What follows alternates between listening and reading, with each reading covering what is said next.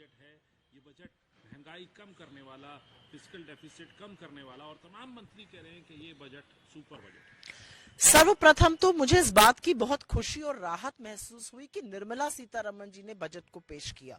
कहीं पर एक मन में संशय था, क्योंकि सारा नीति निर्धारण, सारी आर्थिक नीति, हम किससे तेल खरीदेंगे, किससे नहीं खरीदेंगे, कितने पे खरीदेंगे, ये तो डोनाल्ड ट्रंप जी हमारे लिए घोषणा कर रहे हैं। तो मुझे लगा कहीं कोई अमेरिकन प्रेसिडेंट या उनके लोग ही बजट पढ़ने ना आ जाए। तो ये देखकर खुशी हुई कि निर्मला जी ने बजट पढ़ा। 1.5 घंटे की निर्मला जी ने स्पीच दी। उस स्पीच में रुपए का उन्होंने शब्द ही नहीं बोला। रुपया जो 92 पर पहुंच गया, रुपए के बारे में एक शब्द नहीं। एफडीआई जो नेगेटिव हो गई, एक शब्द नहीं। करीब करीब 88,000 करोड़ रुपए एफपीआई ने बाहर खींच लिया मार्केट से, एक शब्द नहीं। तो मार्केट ने उनको थम्स डाउन दिया बजट को। लेकिन जिस फिस्कल डेफिसिट की आप बात कर रहे हैं या जो बजट आंकड़ों की बात कर रहे हैं, वो तो कटौती करके हुए हैं।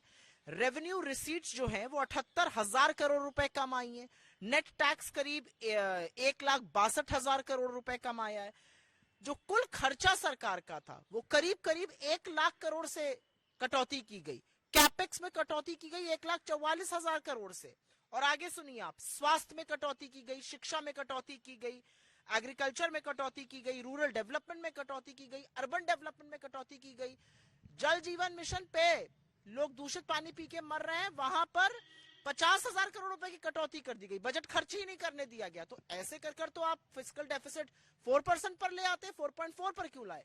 मेरा अपना मानना है कि अगले वित्तीय वर्ष के लिए भी जो ग्रोथ नॉमिनल जीडीपी की तय हुई है वो इस वित्तीय वर्ष से कम है, 10% पे, इस बार 10.1% पर थी। और अगले वित्तीय वर्ष के लिए सरकार ने बड़ी योजनाओं में पैसा कम डाला है। उसमें से कोई यूरिया सब्सिडी है, खाद्य सुरक्षा है, गरीबों के लिए जो एलपीजी दी जाती है वो है, फसल बीमा योजना है, नेवल डॉकयार्ड्स हैं, प्रोजेक्ट्स फॉर एयरफोर्स हैं, उसमें विमान और एरो इंजन है, तमाम ऐसी चीज जिसमें पैसा कम डाला जा रहा है। तो क्या सरकार का इन योजनाओं से भरोसा उठ गया है? बड़ी बड़ी योजनाएं अनाउंस करना मोदी जी की प्रवृत्ति रही है। 2016 में एक टेक्सटाइल पैकेज अनाउंस हुआ था, 1 करोड़ नौकरियां लगने वाली थी, 2 लाख करोड़ का हम निवेश करने वाले थे। कहां है वो पैकेज? कितनी नौकरियां लग गई? मेरा अपना मानना है कि इस बजट ने जो जमीनी हकीकत है, बेरोजगारी की, रुपए के गिरने की, एफडीआई के ना आने की, आर्थिक मंदी की, उसको नकारा है। और बजट के आंकड़े आपको खुद बता रहे हैं। रेवेन्यू रिसीट क्यों कम आई? क्योंकि मंदी है। असलियत यह है कि बजट के आंकड़े आपको खुद असलियत बयां कर रहे हैं। ग्रोथ है जीएसटी कलेक्शन के अंदर, सरकार के आंकड़े तो ये कह रहे हैं। सरकार के अंदर अगर जरा सी भी संवेदनशीलता होती तो उसको बहुत खुश होकर ना बताती। जीएसटी एक डीमेरिट टैक्स है, इनडायरेक्ट टैक्स है। देश का सबसे अमीर और सबसे गरीब आदमी एक बराबर जीएसटी देता है। जीएसटी कंजम्पशन पर टैक्स है। जो सबसे गरीब आदमी है वो भी खाने की चीज पर या पहनने की चीज पर या उपभोग की चीज पर उतना ही जीएसटी दे रहा है जो अमीर लोग दे रहे हैं। आपके नेट टैक्स रेवेन्यू 1,62,000 करोड़ रुपए कम आए हैं। आपका रेवेन्यू रिसीट करीब करीब 78,000 करोड़ कम आया। इसका एक्सप्लेनेशन देना सरकार। सरकार बताए ना, शिक्षा में, स्वास्थ्य में, एग्रीकल्चर में, रूरल डेवलपमेंट में, अर्बन डेवलपमेंट में क्यों कम पैसा खर्चा किया, क्यों कटौती की गई? हर बार का ये है। पिछली बार भी फलाना लाख करोड़ कैपेक्स अनाउंस हो गया, 1,44,000 करोड़ काट दिया। इस बार फिर आपने अनाउंस कर दिया 14, 15, 17 लाख करोड़, आप फिर उसको काट देंगे 1.5-2 लाख करोड़ से, जैसे आप हर बार करते आ रहे हैं। सरकार की कथनी और करनी में फर्क है, और वो कथनी और करनी का जो खामियाजा है वो देश भुगत रहा है। मार्केट को किस तरीके, क्या ये सिर्फ एक नी जर्क रिएक्शन है या कोई लॉन्ग टर्म इफेक्ट भी? मुझे लगता है जो एसटीटी फ्यूचर्स पे लगाया गया और जो कैपिटल गेन्स टैक्स बायबैक पे किया गया उसको भी मार्केट ने रिएक्ट किया। और मार्केट ने इस बजट में ऐसी कोई चीज नहीं पाई जिससे कि अर्थव्यवस्था वापस पटरी पर आएगी। सरकार ना माने अर्थव्यवस्था का बुरा हाल है, लेकिन है मार्केट में ऐसा, मार्केट को नहीं नजर आया कि इससे रोजगार का सृजन होगा, इससे मैन्युफैक्चरिंग बढ़ेगी। मार्केट को पता है फिस्कल डेफिसिट खर्चा काट कर किया जा रहा है, और खर्चा उस टाइम पर काटा जा रहा है जब प्राइवेट सेक्टर इन्वेस्ट नहीं कर रहा है। तो गवर्नमेंट अपना कैपिटल एक्सपेंडिचर कैसे काट सकती है? आपका एक ही पहिया जो चल रहा था वो था पब्लिक एक्सपेंडिचर, उसको भी आप काट रहे हैं।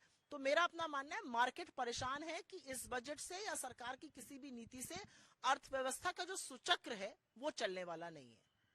आखिरी, ट्रंप ने भी इस बात का ऐलान किया कि अपना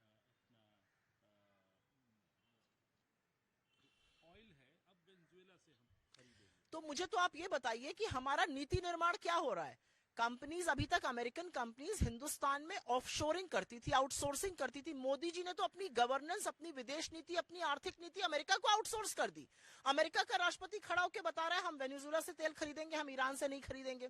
वो बताते हैं कि आप सीज फायर कब करिएगा, वो बताते हैं आप रशिया से तेल खरीदना बंद करिए, वो बताते हैं आप चाबार से निकल जाइए। तो अमेरिकी राष्ट्रपति हमारी नीति निर्धारण कर रहा है। ये बजट किसने बनाया? अमेरिकी राष्ट्रपति ने बताया, मोदी जी के लोगों ने बनाया?